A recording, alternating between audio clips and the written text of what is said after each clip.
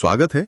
आज हम हैदराबाद के इतिहास के एक बहुत ही दिलचस्प दौर को समझने की कोशिश करेंगे। हाँ, निजामों का शासनकाल, मतलब 1724 से लेकर करीब 1948 तक। सही। और इसके लिए हमारे पास जो जरिया है वो है निजाम युग में हैदराबाद संस्कृति और वैभव के कुछ अंश। बिल्कुल, इसी से हम थोड़ी गहराई में जाकर बात करेंगे। तो कोशिश यही रहेगी कि समझे कि आखिर ये निजाम थे कौन, हैदराबाद को उन्होंने कैसे बदला और आज भी उनकी छाप कहाँ-कहाँ दिखती है। इसकी शुरुआत तो आसफ जाही राजवंश से होती है।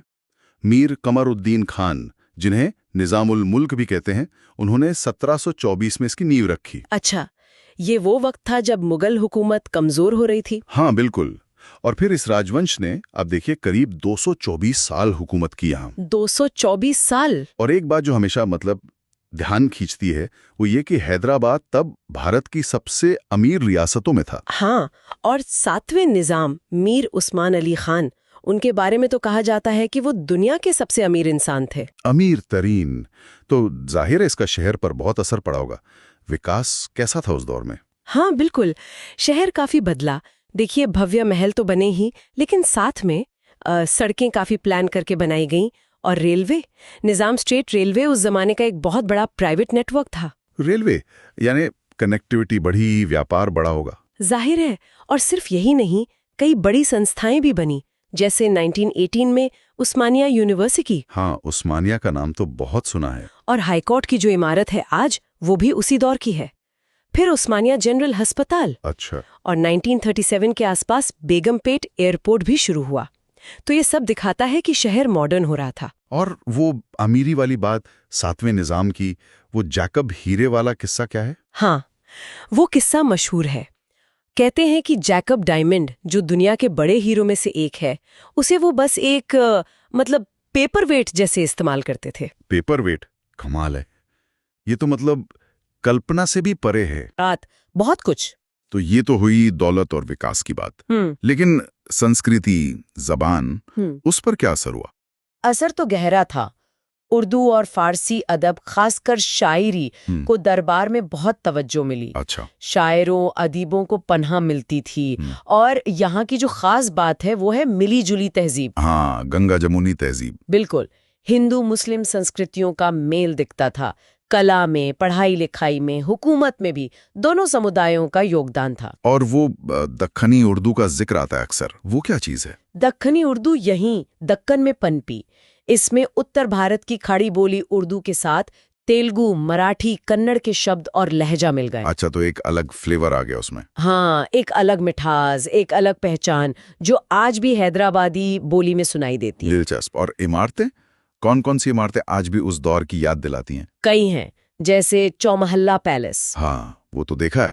पलकनुमा पैलेस, जो अब होटल है, पुरानी हवेली, ये सब शाही अंदाज दिखाती हैं। और चार मीनार, वो तो पहले का है शायद। हाँ, चार मीनार निजामों से पहले बना था, लेकिन उनके दौर में भी उसकी बहुत अहमियत थी। उसकी देखरेख होती रही। फिर मक्का मस्जिद है, स्पेनिश मस्जिद है, मौजम जाही मार्केट, ये सब भी उसी दौर से जुड़े हैं। वाकई। अब जरा शिक्षा पर आते हैं।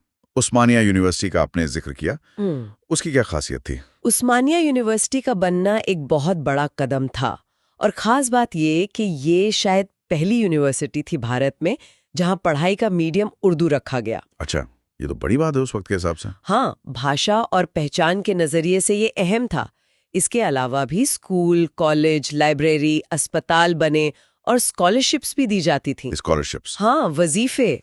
सिर्फ यही नहीं, विदेश में पढ़ने के लिए भी, इंजीनियरिंग, मेडिसिन जैसे सब्जेक्ट्स के लिए। तो एक तरफ तो इतनी निजी दौलत के किस्से, हाँ, और दूसरी तरफ ये पब्लिक वेलफेयर, शिक्षा पर खर्च। ये थोड़ा विरोधाभास ही नहीं लगता? लगता तो है, पर स्रोत यही बताते हैं कि सातवें निजाम अपनी जाती जिंदगी में बहुत किफायत बरतते थे, कम खर्च थे, लेकिन रियासत के कामों के लिए, पब्लिक के लिए खजाने का मुंह खुला रहता था। ये एक दिलचस्प संतुलन है। हाँ, ये उनकी विरासत का एक अहम पहलू है, कह सकते हैं। और फिर इस सब का अंत कैसे हुआ? निजाम रूल कैसे खत्म हुआ? वो हुआ 1947 में, भारत की आजादी के बाद। हालात बदल गए। हाँ। सातवें निजाम चाहते थे कि हैदराबाद आजाद रहे, न भारत में मिले न पाकिस्तान में। अच्छा, इंडिपेंडेंट रहना चाहते थे। हाँ, लेकिन ये बात बनी नहीं। इसी कश्मकश में फिर 1948 में भारत सरकार ने एक मिलिट्री एक्शन लिया, जिसे ऑपरेशन पोलो कहते हैं। हाँ, ऑपरेशन पोलो या पुलिस एक्शन। उसके बाद हैदराबाद रियासत भारत का हिस्सा बन गई। और निजाम, उनका क्या हुआ? मीर उस्मान अली खान कुछ वक्त के लिए राज प्रमुख रहे, मतलब गवर्नर जैसे पद पर, लेकिन निजामों का शासन एक तरह से वहीं खत्म हो गया। तो आज इतने साल बाद निजामी दौर की क्या चीजें बची हैं हैदराबाद में? क्या सिर्फ इमारतें?